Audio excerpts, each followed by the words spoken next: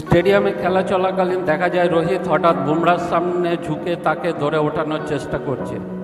কেন জানতে দেখুন পুরো ভিডিওটা, আর সাবস্ক্রাইব এবং লাইক করতে ভুলবেন না। ফিরে আসি ভিডিওতে।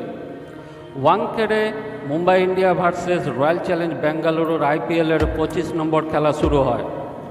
টসে জিতে মুম্বাই ইন্ডিয়া ফিল্ডিং করার সিদ্ধান্ত নেয় এবং বিরাট এবং ডুপ্লেসিস ব্যাট করতে নামে, কিন্তু বুমরা বোলিংয়ের কাছে বিরাট পরাস্ত হয় এবং মাত্র 9 বলে 3 রান করে প্যাভিলিয়নে ফিরে যায়। এরপরে ডুপ্লেসিস এবং পাটিয়াদারের জুটি রান তুলতে শুরু করে। পাটিয়াদারের ভালো ইনিংস খেলে 26 বলে 50 রান করে আউট হয় এবং ডুপ্লেসিস 40 বলে 61 রান করে বুমরার বলে আউট হন।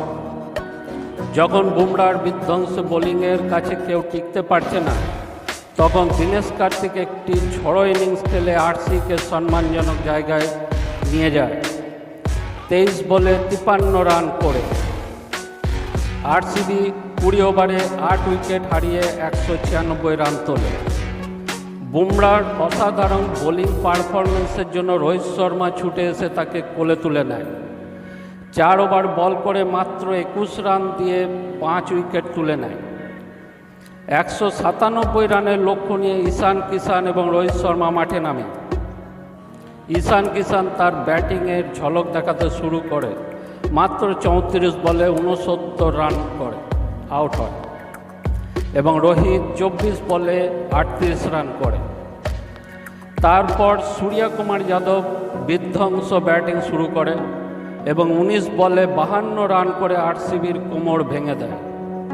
বাকিটা তিলক 10 বলে 16 রান এবং হার্দিক 6 বলে 21 রান তুলে RCBকে 7 উইকেটে হারিয়ে দেয়।